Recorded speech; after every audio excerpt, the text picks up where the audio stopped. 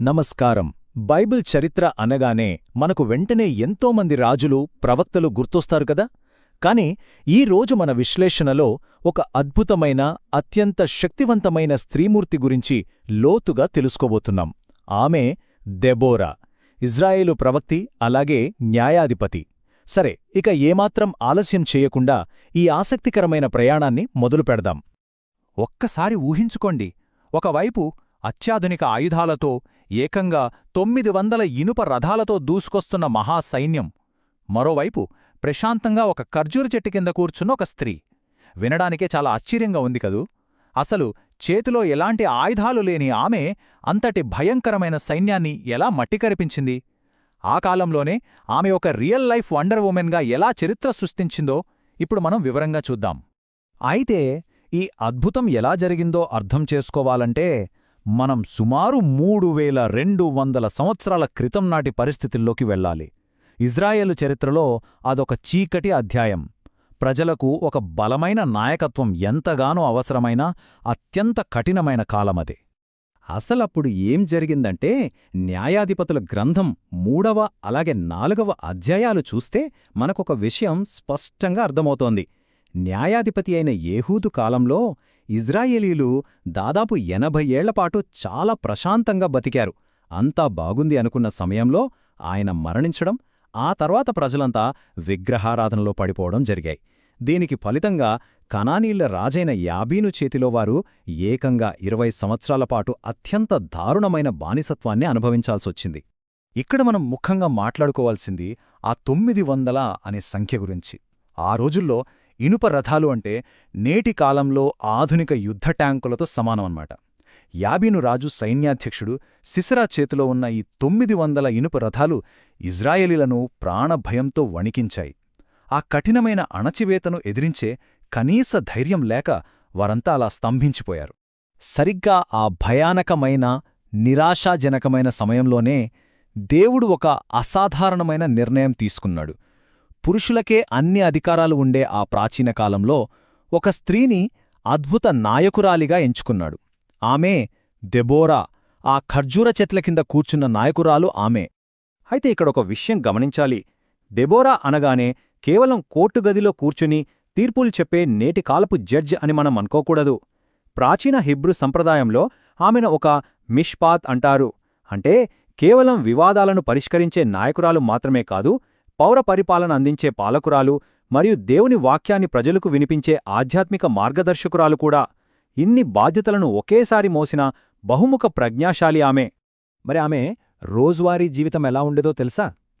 ఎఫ్రాయిము కొండ ప్రాంతంలో రామా, బేథేల్ ఊర్ల మధ్య ఉన్న ఖర్జూర చెట్ల కింద ఆమె తన న్యాయపీఠాన్ని ఏర్పాటు చేసుకుంది. దేవుని మార్గనిర్దేశం కోసం ప్రార్థనలు చేస్తూ తన దగ్గరకొచ్చే ప్రజల సమస్యలకు నిష్పక్షపాతంగా తీర్పులు చెబుతూ ఉండేది. ఇజ్రాయేలీలందర్నీ ఒకే తాటిపైకి తెచ్చే ఒక నిజమైన ఇజ్రాయెల్ మాతలాగా ఆమె ఎంతో జ్ఞానంతో పరిపాలన సాగించింది. ఇప్పుడొక చాలా ఆసక్తికరమైన విషయం చూద్దాం. అసలు దెబోరా అనే పేరు వెనుక ఉన్న లోతైన అర్థమేమిటి? యూదుల మిద్రాసు సంప్రదాయాలు ఈమె వ్యక్తిత్వాన్ని ఒక అద్భుతమైన రూపకంతో ఎలా వర్ణించాయో తెలుసుకుందాం. హిబ్రూ భాషలో దెబోరా అంటే అక్షరాల తేనెటీగ అనే అర్థం. తేనెటీగ అనగానే మనకు 2 విషయాలు గుర్తొస్తాయి, అవునా? 1, అది కుడితే వచ్చే భయంకరమైన నొప్పి. 2, అదిచ్చే తీయటి తేనె. దెబోరా తీర్పులు కూడా అలాగే ఉండేవి. సమాజంలో ఎవరైనా తప్పు చేసినప్పుడు ఆమె చట్టాలు అంతే కఠినంగా, కుట్టినంత బాధాకరంగా ఉండేవి.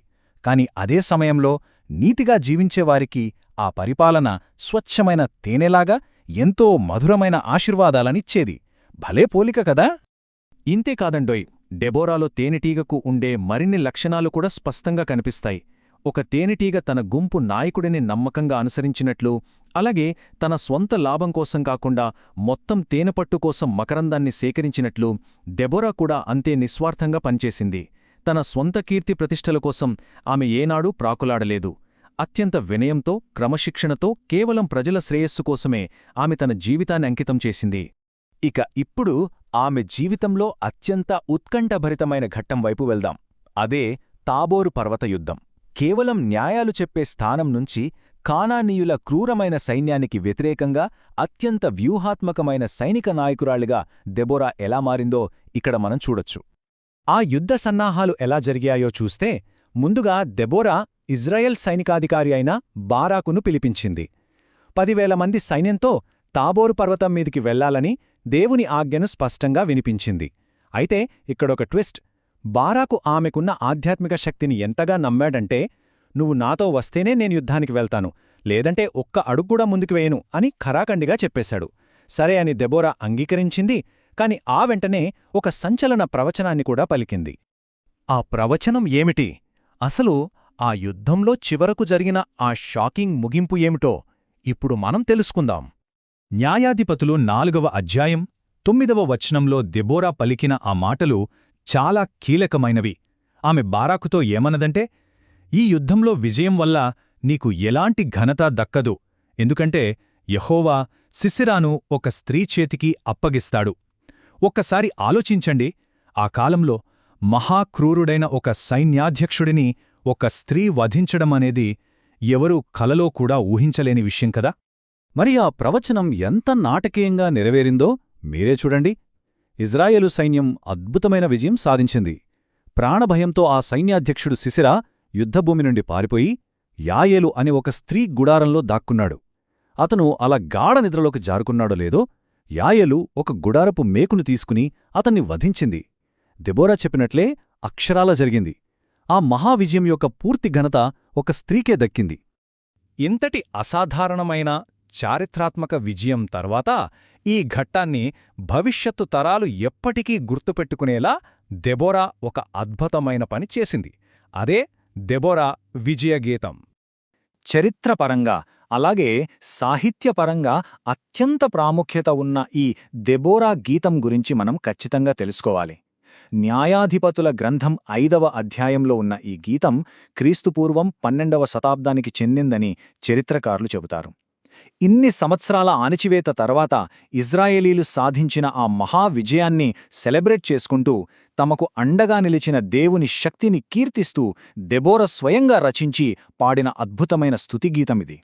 మరి దెబోరా జీవితం నుంచి మనం గ్రహించాల్సిన అసలైన వారసత్వమేమిటి?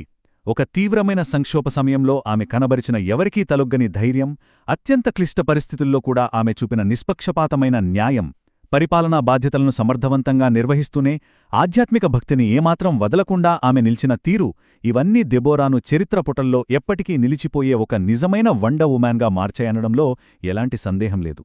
చివరగా ఈ విశ్లేషణను ముగించే ముందు మనం ఒక ముఖ్యమైన విషయం గురించి ఆలోచించాలి.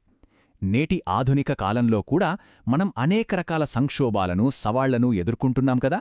మరి ఇలాంటి పరిస్థితుల్లో దెబోరా కనబరిచిన ఆ సార్వజనీనమైన, ధైర్యవంతమైన, నిస్వార్థమైన నాయకత్వ లక్షణాలను మన సమాజంలో మనం ఎలా పెంపొందించుకోగలం?